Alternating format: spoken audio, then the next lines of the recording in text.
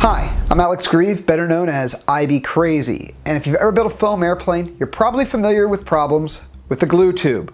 While at first they work great, as you get towards the bottom of the glue tube, they begin to look like this as you try to squeeze every last drop out of it, knowing full well, yeah, there's still going to be a lot left in the tube. Jeremiah Gelzo from Stone Blue Airlines turned me on to this. It's a standard tube squeezer. However, a quick Amazon search found that there are many variants of these.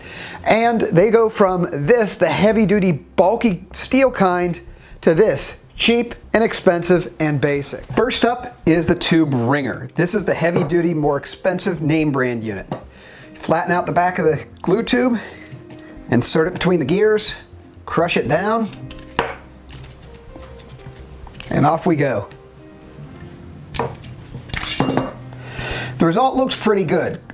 Definitely crushed flat, no glue left in there. I think I would just do this here and roll up the back end of the tube and then just start over knowing there's no glue left in there. That looks pretty good. Next up we have this one. This is very similar to the Tube Wringer, but it's aluminum. It's much lighter, it's a little bit smaller, and a heck of a lot cheaper. So let's see how it compares.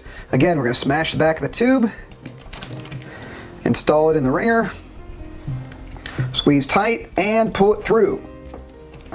All right, this one's a little harder to use.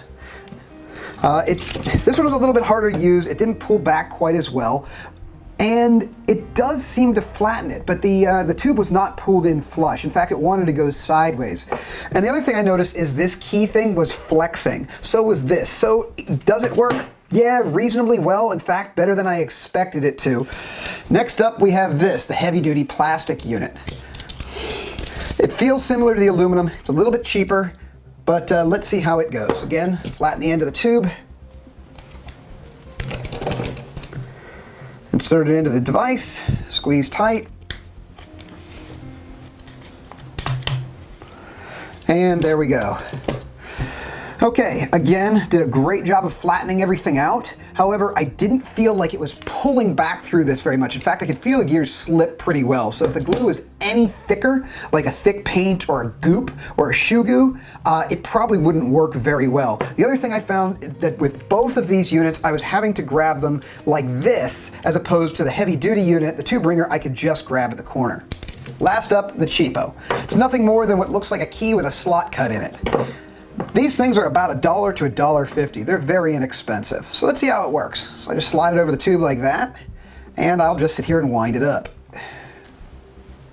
Now to get an idea how well it worked, we'll unwind it. Okay, that worked incredibly well, much better than I expected. Now granted, there is still a very small amount of glue left in here, but for the most part, this thing does really, really well. I'm actually quite surprised. The other nice thing is I can leave this one attached, so as I keep squeezing the glue out, that's not in my way, and they're pretty cheap. So overall, this is probably the one to get. Okay, for this segment, you can see this is a tube that's pretty much empty. I've squeezed as much glue as I feel I can comfortably get out with my hands. Let's see how a tube squeezer does to get the rest out. So let's install it here and begin rolling it forward.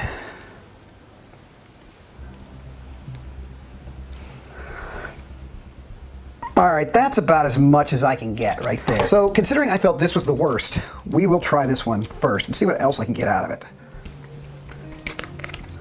Seems to be working much better this time. Although I don't, looks like there is still glue back in the tube. And that's about it. Though, that got a little bit more in the plastic, but not a whole lot.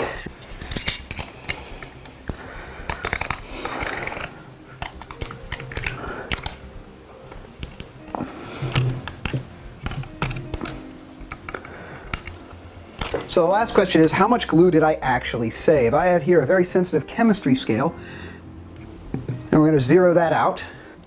And we're going to take the piece of equivalent size piece of paper with all of the glue on it and set it down on the scale.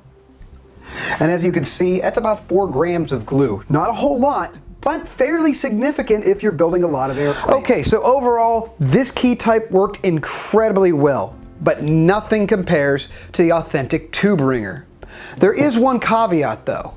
The adhesive I was using is very, very thin and very easy to work with. And if you're dealing with a thicker adhesive or a paint, well, this thing doesn't do nearly as well. And what I find I have to do is actually run my hands around it as I'm wielding up the tube to make sure I'm pushing most of it through, because it will leave quite a bit in the back of the tube with thicker adhesives.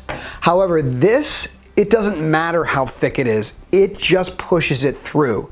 As for the other two cheap variants of these, well, if you want the good one, go with this. I wouldn't bother with the other two gear types.